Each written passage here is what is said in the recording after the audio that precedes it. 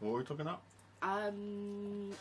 It was the rejection, like the rejection of babies.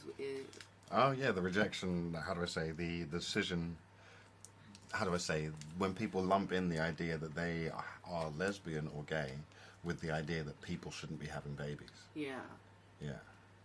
What were we talking about there? And then go on. Sorry, I think that's okay. You're talking about how like I don't know, possibly with trans people, is that not just but like is that not mostly well, my big statement, the thing that I was saying that's quite offensive, is that I kind of believe that it's just a rejection. There are certain, how do I say, implicit gender roles. The only true gender roles are have babies, seed babies, you know? Men seed babies, women have babies. And it's implicit in the name, as in woman and man. There's a manus and there is a manus with a womb. And you know, on some level, that's the only gender role.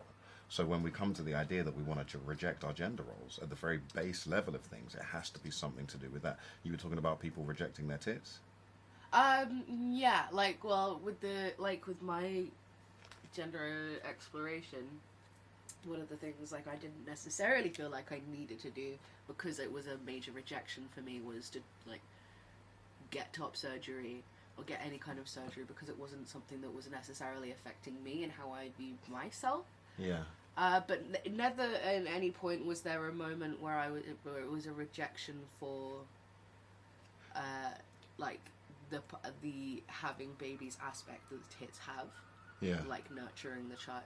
It's just the tits. It was just the well, I don't necessarily feel like a woman, and the thing that people are going to look at first and identify me as a woman would probably be tits. Had you thought about having babies back then? I think maybe at this point I might have, because I don't know, my parents had been convincing me not to have kids for my whole life. So you actively rejected the idea? Yeah, but I'm unsure if that was my choice or something that I was just told. Yeah. That would probably be good for me. How do you feel about it now? I want to have kids. I feel like it would be a really, like... And how do you feel about your breasts now? I really like my tits. I think they're great. And how do you feel about your femininity? I think my femininity is... It's a really strong part of me and I really enjoy it. So not to imagine that they have anything correlated, but the three events that have happened in your life that we can sequentialize is that your parents made you uncomfortable about the idea of having children. You've also historically felt a rejection of your breasts and femininity. You reconciled with the idea that you might want to have children and have also reconciled with the idea that you are okay with your tits and femininity. Not to say that they happened because of each other. Well, like I said, like my tits weren't necessarily... Like, I never felt like I had to cut them off. No. Like, sometimes they get heavy, and I'm like, haha, I wish I could, take them off. Yeah, that was one thing I was wondering. Do you think anybody has ever decided to get top surgery and transition to a masculine face? Not just top surgery, where you, like a breast reduction, like a mastectomy, I don't know, a breast reduction, but an actual, like, how do I say, tits are heavy. The weight of carrying them around irritates me enough that it has psychologically made me feel pain around my femininity.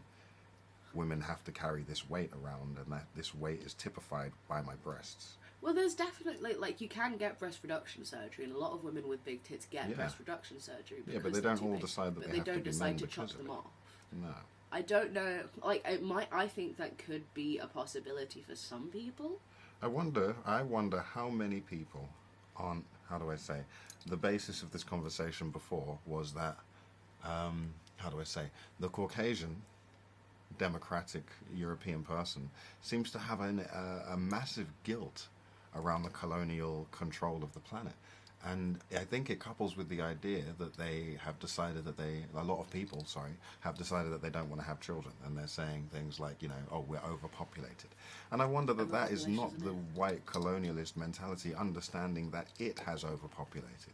As a black person in England, I almost find it very important that I continue having babies, because otherwise your gene pool is going to get more and more disgusting, and that's unacceptable for a global standard. We all need to be, how do I say, sharing our genetic material and dispersing it into the places that it doesn't exist yet. you know, and so the less you exist, the more babies you should have. I don't exist very much, and so I should have more babies.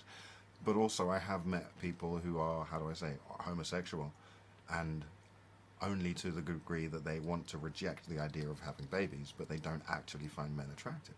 On some level, I wonder how much of the trans and, how do I say, homosexual community assign to the same idea, because on some level, I assign to the same idea. I am a man who would consider themselves to be having fairly cisgender straight sex because I quite like having babies, but also like to dip into sex with men because sexually it's something that I can choose to do.